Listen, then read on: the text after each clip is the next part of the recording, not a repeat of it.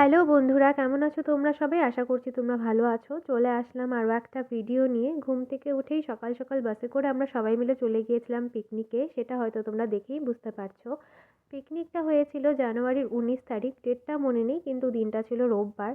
বাসটা ছাড়তে যেহেতু আমাদের দেরি হয়েছিল তাই সবার খিদে পেয়ে গিয়েছিল, তাই বাসেই আমরা টিফিন খেয়ে নিয়েছিলাম। টিফিনে ছিল ভেজ প্যাটিস আর সেদ্ধ ডিম।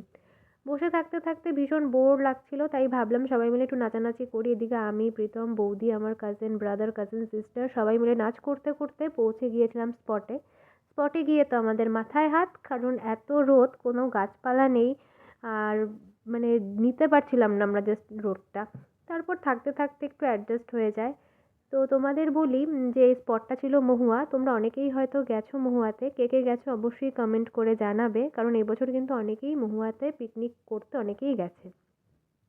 তারপর এখানে আমরা মুড়ি মাখা খাচ্ছিলাম। আর পিকনিকে এসে মুড়ি মাখা হবে না, চা হবে না, এটা কিন্তু হতেই পারে না। আর পিকনিকের মুড়ি মাখার কিন্তু স্বাদই আলাদা। তারপর এখানে চলে এসেছিলাম নদীর পাশে একটু ফ্রেশ হতে, মানে চোখে মুখে জল দিতে। তো প্রীতম এখানে স্টোন ব্যালেন্স করছিল।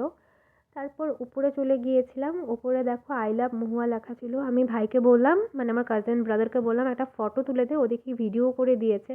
তো জায়গাটা বেশ ভালো লেগেছিল উপরে। এখানে চলে এসেছিলাম মোমোর দোকানে মোমো খেতে। তো প্রীতম আমাকে মোমোটা খাইয়ে দিয়ে বললো দেখো তো টেস্ট কেমন। মোমোটার টেস্ট ভালো ছিল, কিন্তু চাটনিটা এত ঝাল ছিল, এত ঝাল ছিল যে আমাদের পেট জ্বলছিল। তো প্রীতমকে বললাম এবার তুমি একটা টেস্ট করে জানাও তো কেমন। ও আমাকে সেম কথাই বললো যে মোমোটা ভালো, কিন্তু চাটনিটা ভীষণ ঝাল। তো এদিকে আমার কাজিন সিস্টার, কাজিন ব্রাদার ছিল, ওদেরও বললাম যে তোরাও একটু খেয়ে জানা। তো ওরাও ওই সেম কথাই বললো। তারপর নিচে চলে আসি, মানে আমরা যেখানে স্পটটা নিয়েছিলাম সেখানে চলে আসি। এখানে দেখো আমার সব দাদা, বৌদি, কাকিমুনি, মা, ভাই, বোন সবাই নাচানাচি করছিল। আর আমার এত পা ব্যথা করছিল যে আমি বললাম তোমরা নাচো, আমি তোমাদের ভিডিও করে দিই। নাচানাচির পর দেখলাম একটা আইসক্রিমের দোকান। সেখানে আমি, বৌদি, আমার ভাস্তি ওখানে একটু আইসক্রিম খেয়ে নিলাম। ও প্রীতমও আইসক্রিম খেয়েছিল।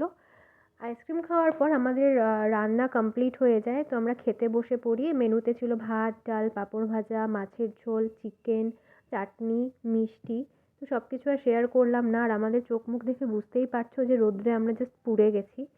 তো প্রীতম এখানে একটু বললো আমাকে পোজ দিয়ে একটা ভিডিও করে দাও। তো আমি ওর ভিডিও করে দিলাম। তারপর বাসে উঠে আমরা বাড়ির জন্য রওনা দিই। তো মাঝখানে টি ব্রেক নেওয়ার জন্য আমরা এখানে দাঁড়াই। জায়গাটা সম্ভবত রাজারহাট হবে, আমি না ভুলে গেছি। তো যাই হোক, ওখানে চা খেয়ে নিই। তারপর এখানে একটা মন্দির দেখতে পাই। তো সবাই মিলে বললো যে চলো একটু মায়ের দর্শন করে নিই। মাঝখানে আমাদের গাড়ির চাকার একটা সমস্যা হয়েছিল, জন্যই এই মন্দিরের সামনে আমরা দাঁড়িয়েছিলাম। তো এখানে মায়ের দর্শন করলাম, বজরংবলীর দর্শন করলাম। এখানে ছিল মা লক্ষ্মী, তার পাশে ছিল লোকনাথ বাবা, আর তার পাশে ছিল ভোলেনাথ। তো আমাদের এই সমস্যাটা কিন্তু দেখো এক ঠাকুরের মন্দিরের সামনেই হয়, মানে ঠাকুর সহায় ছিল জন্য আমরা সমস্যাটাকে ওভারকামও করতে পারি। কারণ বাসের একটা প্রবলেম হলে কিন্তু রাস্তাঘাটে খুব বড় একটা সমস্যায় মানে পড়তে হয়। আর এখানে ছিল নন্দী মহারাজ। তো তারপর বাসের যখন চাকার প্রবলেমটা সলভ হয়ে গেল, তারপর আমরা এই নাচতে নাচতে নাচতে নাচতে আবার বাড়ি চলে আসি। তো এভাবে একটা খুব সুন্দর একটা দিন আমরা কাটিয়েছিলাম। তোমাদের কেমন লাগলো ভিডিওটা অবশ্যই কমেন্ট করে জানাবে। আর সবাই ভালো থেকো, দেখা হবে পরের ভিডিওতে।